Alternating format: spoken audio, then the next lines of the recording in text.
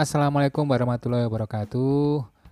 Kali ini kita akan sedikit membahas tentang bab yang kemarin sudah saya sampaikan di Google Form itu tentang kerajaan-kerajaan Islam. Sekilas saja ngomongin kerajaan di Indonesia, sebenarnya sekarang ini masih banyak yang masih eksis. Contohnya Ternate, Kerajaan Cirebon, Kerajaan Surakarta, Kerajaan Yogyakarta, dan mungkin masih banyak kerajaan lainnya. Kerajaan itu dikatakan masih eksis karena masih terdapat regenerasi pemimpin. Namun dalam eksistensi perpolitikan memang sudah tidak seperti dulu.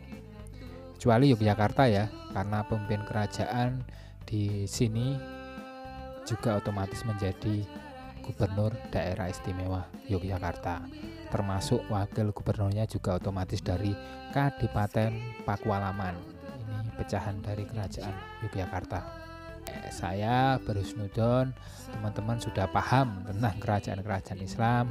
Jadi untuk pembahasan ini saya ambil contoh dua kerajaan ini saja.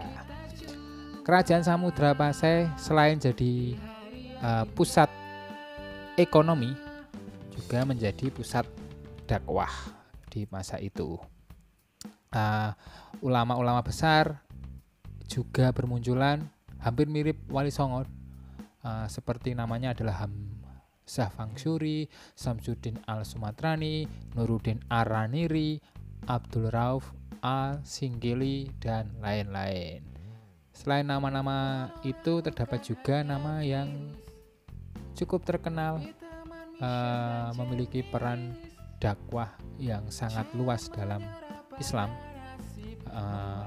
produk dari pendidikan di kerajaan-kerajaan itu seperti Syekh Yusuf Al-Makassari. Syekh Yusuf Al-Makassari ya, itu berasal dari Goa. Itu nanti dia dikenal sebagai salah satu inisiator dakwah Islam di Afrika Selatan.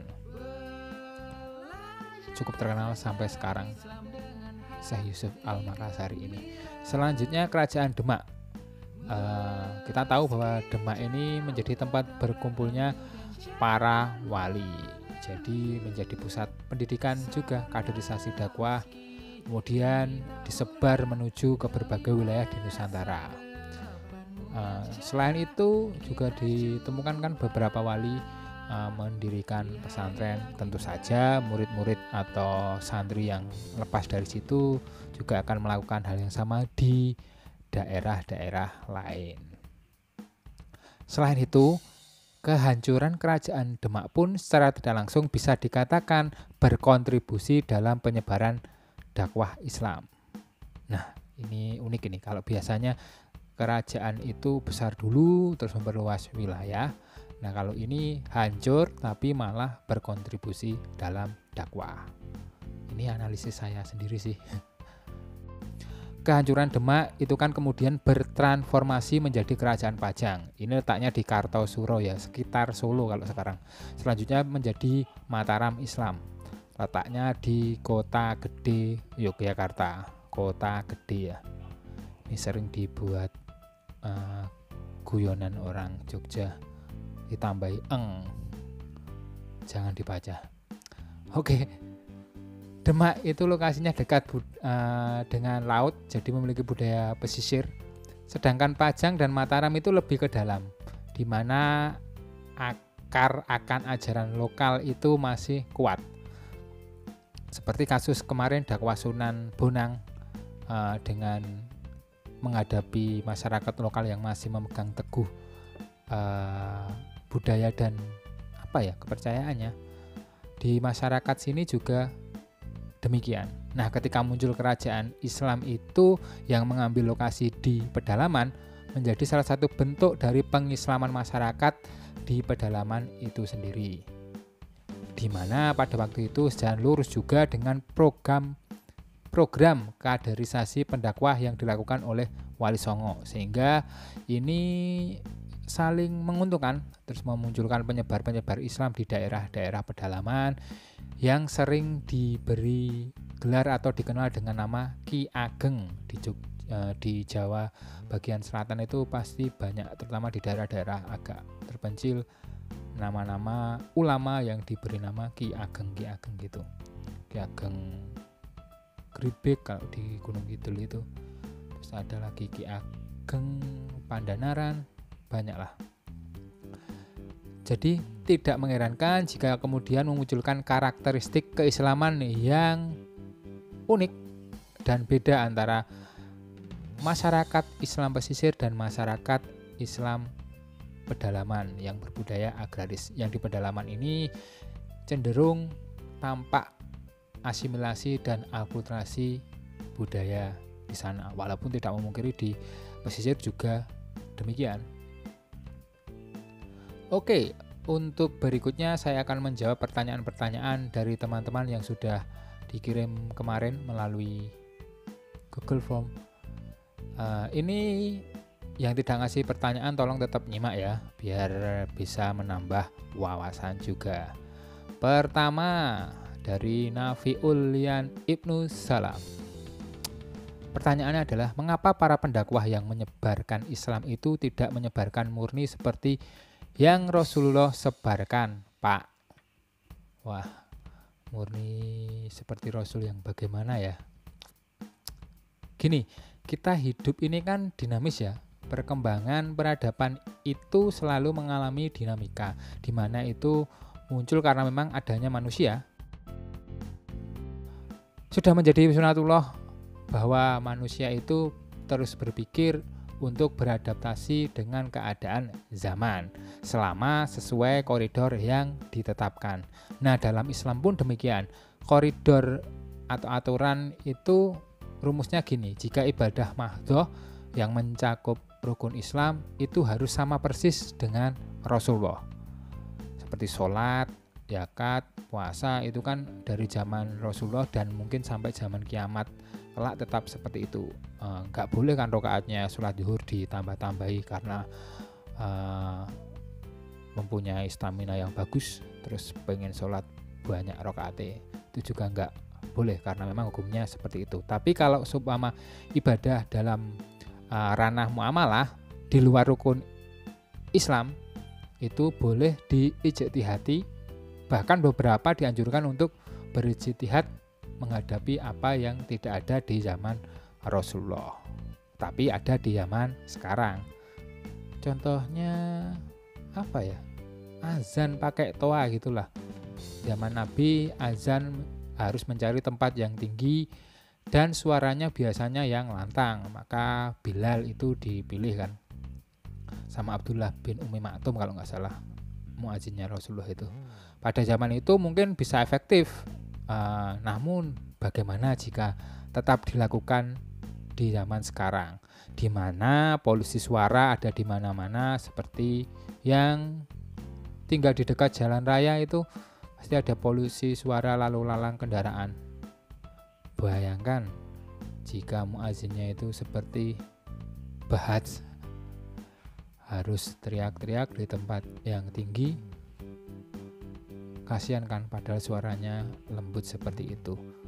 Makanya dibutuhkan ijtihad dengan menggunakan alat pengeras suara, biar orang seperti yang memiliki suara lembut dan indah seperti Bahat itu bisa mengumandangkan azan yang nantinya bisa merasuk diresapi oleh pemilik hati yang munfarid. Pemilik hati yang munfarid, jomblo maksud saya. Intinya itu ya, pokoknya ada yang memang harus murni sama persis, yaitu ibadah mahdhah, dan ada yang harus mengikuti zaman, yaitu ibadah muamalah.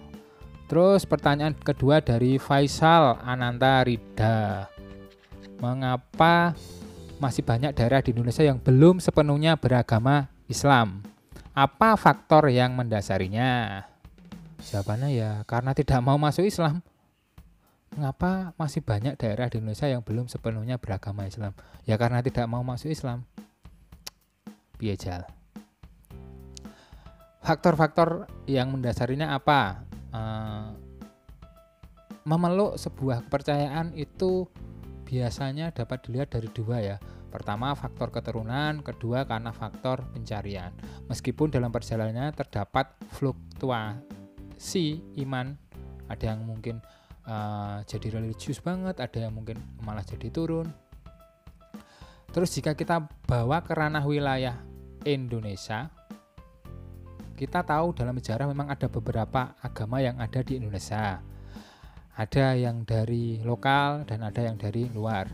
Dari luar itu pun terdapat dua karakteristik ya, yaitu agama yang didakwahkan dengan masif secara besar-besaran dan diterima dengan mudah. Ada juga yang tidak demikian. Contohnya Hindu. Hindu itu terdapat sistem kasta ya, jadi mau nggak mau terdapat batasan dalam dakwah karena yang dakwah adalah yang kasta Brahmana, tidak seluas Islam atau Nasrani atau lainnya. Dan dalam sejarahnya ketika kaum kolonial itu masuk kan ada 3 semboyan, glory, gold, dan gospel. Gospel itu kan ditafsirkan adalah agama ya. Jadi mereka juga melakukan pendakwaan agama di berbagai daerah di Indonesia. Tentunya juga menggunakan strategi atau metode dakwah yang mampu menarik masyarakat. Ini cukup diterima baik di Indonesia bagian timur. Jadi memang yaitu penerimaan masyarakat ya, ada yang didakwah Islam itu bisa masuk, ada juga yang didakwahi oleh kaum kolonial itu juga masuk Nasrani. Namun kebanyakan di daerah Indonesia Timur. Gini, coba kamu cari atau kalian cari, pelajarilah Kiai Sadra. Kiai Sadra ya. Kiai Sadra ini merupakan pendakwah agama Nasrani yang cukup fenomenal di Jawa. Agama ini kan merupakan bawaan bangsa kolonial. Tentunya niatan awalnya itu semakin banyak pengikutnya maka makin banyak yang patuh dengan bangsa kolonial ya. Namun ini malah dijadikan Kiai Sadra untuk menghimpun massa melawan kolonial karena adanya diskriminasi pemimpin agama pribumi dan bangsa kolonial. Itu bisa dilihat atau di searching untuk menambah wawasan. Kiai Sadra.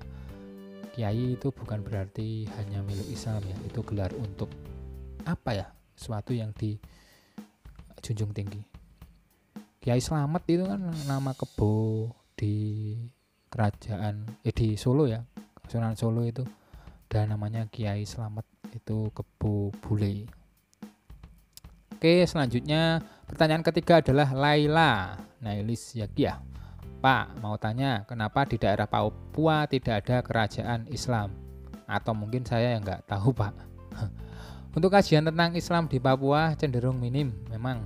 Namun kalau kerajaan Islam di Papua jelas ada walaupun tidak dipaparkan dalam buku sejarah yang populer.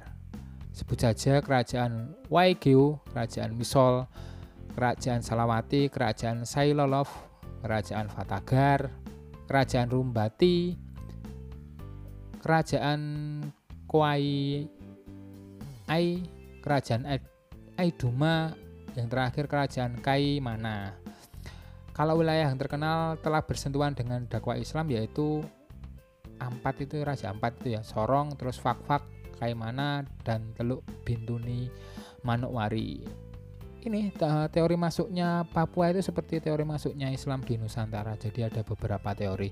Ada yang bilang Islam masuk di Papua itu sekitar tahun 1360 dibawa oleh Mubalik asal Aceh bernama Abdul Ghaffar. Ini berdasar dari bukti putra bungsu Raja Rumbati, sejarah lisan ya ini. Terus yang kedua ada yang mengatakan bahwa ini diperkenalkan oleh seorang sufi bernama Syarif Mu'az al-Khatan. Pengislaman ini dibuktikan dengan adanya Masjid Tunas Gain yang berumur sekitar 400 tahunan ini. Dibangun sekitar 1587. Ketiga ada yang mengatakan bahwa itu dari pedagang-pedagang Bugis. Ada yang keempat terus menyatakan bahwa ada yang berasal dari Bacan itu sekitar Kepulauan Maluku kalau nggak salah. Terus kelima ada yang mengatakan dari ekspansi Ternate Tidore, ekspansi Kesultanan Tidore ya, sampai ke Papua untuk menyebarkan dakwah. Selanjutnya pertanyaan dari Ahmad Nur Badawi. Beberapa kerajaan mengadakan perang untuk ekspansi kekuasaan. Saya menemukan bacaan tersebut di beberapa artikel. Maksudnya bagaimana Pak? Sedang Islam katanya, dalam tanda kutip, katanya menyebarkan dengan jalan kedamaian di Nusantara ya maksudnya. Islam memang sering kita dengar didakwahkan terutama di Nusantara melalui jalur kultural, sehingga sangat minim adanya konfrontasi atau peperangan. Tentunya itu adalah secara umumnya, tapi kita juga tahu bahwa dalam perpolitikan sebuah kerajaan atau kekuasaan tentunya ingin melakukan perluasan wilayah. Jika kerajaan Islam mungkin akan sekalian menyebarkan dakwah Islam. Itu yang mungkin membedakan dengan Timur Tengah yang kebanyakan menggunakan itu, tapi kalau tempat kita di Nusantara yang menggunakan itu sangat minim. Jadi mungkin disampaikan yang generalnya saja. Selanjutnya pertanyaan dari Adim Yusuf. Pada abad sebelum 8 Masehi, wilayah di Perlak itu masuk kerajaan apa? Kalau ada masuk kerajaan apa, kok masih mendirikan kerajaan baru di suatu kerajaan? Apa ada disintegrasi wilayah atau faktor lain? Mohon penjelasannya. Aduh, saya agak kurang paham ini pertanyaan. Gini, pada zaman saya sekolah dulu di buku sejarah disebutkan kerajaan pertama Islam itu adalah Samudra Pasai. Tapi kalau sekarang kayaknya sudah direvisi bahwa Perlak ya. Karena Perlak itu ada yang bilang 869 Masehi, sedangkan Samudra Pasai itu 1267 Masehi. Perlak dikenal bermazhab Syiah. Syiahnya itu Syiah Yaidiyah ya. Syiah Yaidiyah ini moderat dan hampir banyak mirip dengan Sunni. Kalau Perlak ini dulunya kerajaan apa? Kalau kerajaan Islam bukan ya dulunya. Saya kurang tahu ini ikut kerajaan apa dulunya. Tapi yang jelas kerajaan Perlak ini kemudian malah melebur dan menjadi kerajaan Samudra Pasai itu. Jadi Perlak dulu, nanti kemudian melebur menjadi kerajaan Samudra Pasai. Selanjutnya pertanyaan dari Khairunisa Mufidah. Pak, saya penasaran, sebuah kerajaan disebut sebagai kerajaan Islam jika apa? Apakah jika pemimpinnya seorang muslim, atau kerajaan itu didirikan untuk menyebarkan agama Islam, atau karena hukum yang berlaku menggunakan hukum Islam? Wah, menarik ini. Saya rasa bisa semuanya, karena memang aspek-aspek itu yang bisa dilihat dari beberapa kerajaan yang ada di Nusantara pada waktu itu. Pasti semuanya mencakup itu, kebanyakan.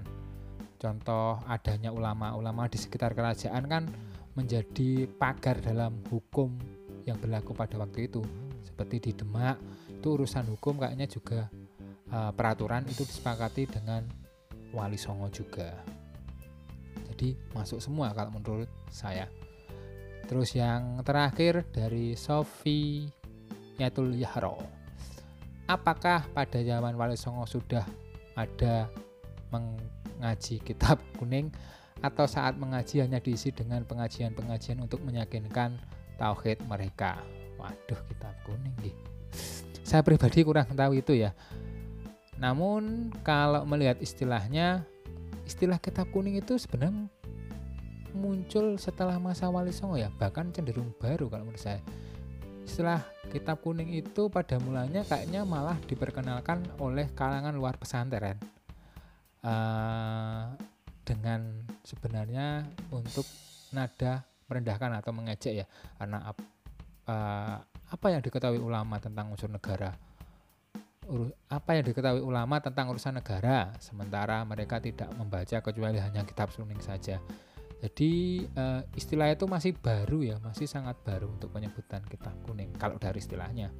Makanya pada tahun 94 kalau nggak salah itu Kiai Haji Masruri Syahid itu mengusulkan agar mengganti istilah kitab kuning dengan istilah yang lebih baik. Misalnya Al-Kutub Al-Qadimah. Ya karena tadi itu. Tapi kalau inti atau esensi dari ajaran di kitab kuning itu saya rasa juga sudah diajarkan oleh Wali Songo. Saat mengaji hanya diisi pengajian atau untuk meyakinkan tauhid, tidak juga, karena dakwanya itu dengan memberi contoh berperilaku atau memecahkan masalah yang dialami masyarakat. Jadi wali itu meniru Nabi dari tidak hanya dituturi, diceramai atau apa gitu, tapi dicontohi dengan perilaku juga, terus petakan masalah apa yang ada di masyarakat, terus dicari solusinya. Nabi kan juga gitu ya, pernah kan dengar bahwa Madinah itu pasarnya dikuasai oleh Yahudi, sangat mendominasi. Kemudian Nabi berinisiatif membuat pasar baru dengan menata konsep dan peraturan-peraturan yang ditata seadil mungkin. Bahkan itu kayak nggak salah, pasarnya itu lapaknya satu dengan yang lain, tidak boleh ada yang lebih menonjol, tidak boleh dihias, jadi semuanya harus sama. Ini bertolak belakang dengan prinsip ekonomi sekarang ya, dimana semua berlomba-lomba agar lapaknya dicari orang, dihias dengan berbagai bentuk, mungkin yang instagramable, atau dengan musik-musik yang bagus, atau dengan wifi yang lancar, seperti itu. Tapi konsep Rasulullah adalah jangan ada satu dengan yang lain saling melangkai. Bertolak belakang, tapi nyatanya konsep yang ditawarkan Rasulullah juga cukup berhasil, karena memang pada waktu itu dilakukan, dipatuhi oleh masyarakat yang di sana. Jadi intinya adalah patuh dengan rule atau dengan aturan yang ada. Wali pun juga demikian kan, dari sisi ekonomi seperti yang kita bahas kemarin, memunculkan teknologi luku dan pacul untuk menambah omset dalam pertanian, mungkin seperti itu. Jadi tidak hanya duduk melingkar terus diceramai gitu ya, namun melakukan sesuatu, dan tetap benang merahnya adalah keyakinan akan tauhid itu sendiri. Semoga bisa menjadi contoh untuk teman-teman. Dakwah dengan memecahkan masalah, bukan menambah masalah. Demikian teman-teman, terima kasih atas responnya. Tetap jaga kesehatan ya, tetap jaga kesehatan orang-orang lain juga dengan patuh protokol kesehatan. Dengan patuh protokol kesehatan, semoga tidak saru keselionya. Saya mohon tetaplah menggunakan masker. Jika keluar, urusannya adalah tentang tepo seliro kepada orang lain, demi kesantunan sosial kepada orang lain ya. Dan semoga paham, semoga keadaan juga lekas membaik. Oke, saya sudah mulai belepotan, sudah waktunya selesai. Jangan lupa absen di e-learning, hukumnya sunnah ya ini, karena sebagai pengguna Indosat lah, Indosat selalu kesusahan masuk, jadi saya hukumnya sunnah aja, tapi wajib menulis nama dan kelas di kolom komentar video ini sebagai tanda menyimak video ini. Terima kasih atas perhatiannya. Wassalamualaikum warahmatullahi wabarakatuh.